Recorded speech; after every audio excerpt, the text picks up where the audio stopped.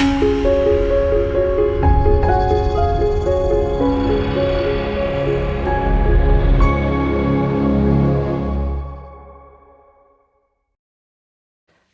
I'm sorry, I'm gonna get my phone again. Oh. Yeah. But just for bits of it. Okay. Right.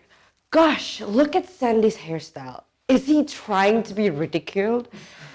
And gosh, look at Fika's shoes. That's so last season. Like, is she living under a stone or something? And then look at Ayum's red shirt. Is she trying to stand out more than everybody else? Like, what are they thinking? My name is Dara, and I've been labeled thousands of times, just like them. I've been labeled as a nerd, I've been labeled as so many other things. The list goes on and on. There's no way we can stop it. Or can we? Now, I like to take another example from a cartoon that I read earlier on the internet. So the cartoon, it consisted of two prisoners in a prison cell, obviously. And let's just label them as A and B. Again, I'm already labeling people, but this is, just to make everything efficient. Anywho, so let's just say prisoner A said to prisoner B, "You're not actually a murderer. You're just someone who happened to murder someone else." Now, you might be thinking, what does this actually mean? Like, what is Dara actually talking about? Like, please stop the philosophical thoughts. Anyway, I'm actually talking about labeling other people. So let me maybe try an easier example, like bullying. Let's say Ryan is bullying Sandy, and Bayu is pointing him out. Oh my God, Ryan is just such a bully. And he's saying that to Sarah. And he's saying, in labeling Ryan as a bully, and it's saying as if Ryan, in the inside, is actually like a bully. So he doesn't care about other people's feelings, or he just basically is just full of anger and just throws out by bullying other people. But actually, maybe he's just bullying because of other situations. Maybe someone blackmailed him. You have to bully Sandy because I've got your mom. I've kept up your mom. Maybe it's a whole other situations out there. And that's what I mean. By labeling people, you're actually not fully understanding their situation. Now, labeling people is actually really dangerous because, for example, like fashion. If just now I just pointed out Ayum's fashion, it's red, and maybe I can label her as something else that's a lot more crude, but I'm not going to say the word.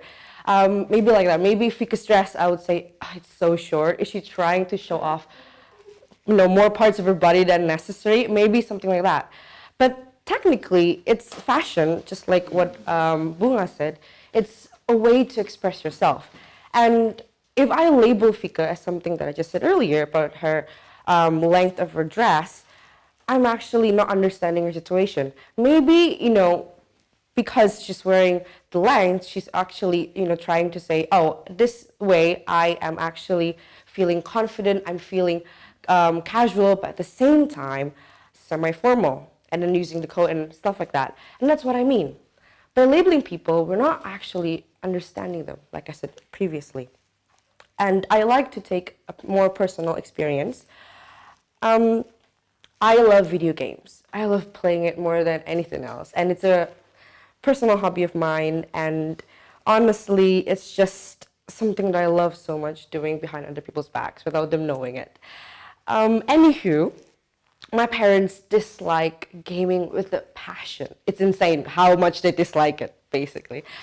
And the thing is, they label me as lazy, as, what else? Just a bunch of labels that you can probably get if you're a gamer. For example, Gagas, I know that you love computers. Probably not a lot of people understand your passion with computers. Maybe they think you're a geek, or you're a nerd, or something like that. But then actually, it's just your passion. And if, other people can't see your passion for it, you're just gonna think that it's not important as your own passion. For example, Ryan's passion may be sports because of his Jordan jacket. And again, I'm labeling Ryan because of his jacket. And that's the thing that happens every time.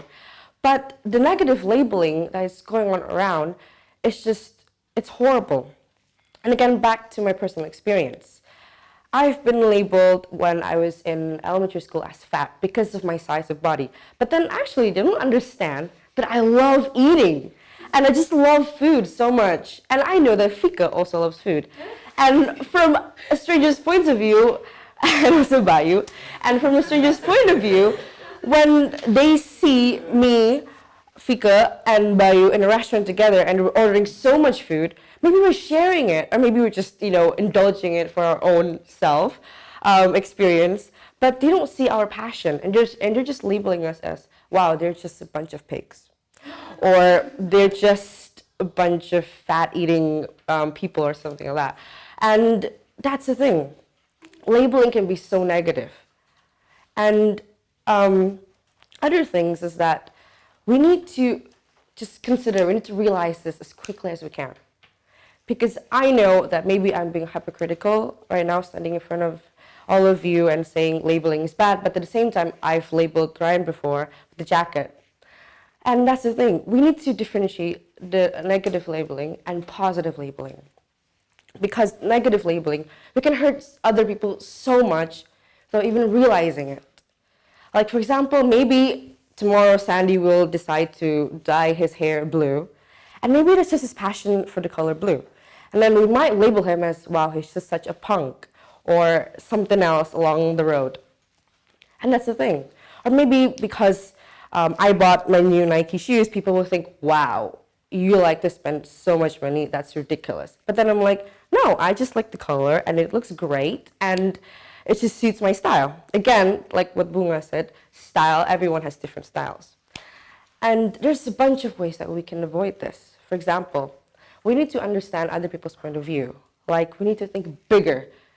Put ourselves in their shoes. Like, for example, maybe Fika, I try to understand why she wore, such a short dress. But then again, when I think in her perspective, she's actually using, stockings and also a coat. And even though in this cold weather, I can still understand her and not think of anything negative. I try not to think anything negative. And also tons of other examples, tons of other ways that we can think of. Not only by understanding what people think, but also asking them. There's this thing called interventions. It's basically like an open forum. Well, for example, like this one that we're having right now. But the difference is, for example, not everyone knows what we're thinking about other people. So an intervention is basically, for example, I have a card, for example, like this one. Let's just say this is a card, and it has something that's called, for example, the name of a person, for example, Ryan, and below of it has a writing said, I think you look ridiculous in white, or something like that. And that way we can be a lot more open. Anyway, that's a lie. But just for example, like that, an intervention. And that way we can be open to each other. And even though it might hurt, it might sting a little bit, but at the same time, we can get to an understanding, an equal understanding from both sides, where both sides can open up equally. And not like, for example, gossiping from, behind their backs and then finding out from other people. That way it just hurts a lot more, doesn't it, girls? Like if you find out, for example, that your boyfriend cheated or something, and you find out from your friend, that just hurts a lot more than when your boyfriend actually tells you the truth. That way we can know that, the other person trusts you. That way we can agree, and that way we can hurt less. And that way we can actually slowly but surely labels as something else. And yeah, that's all for me. Thank you.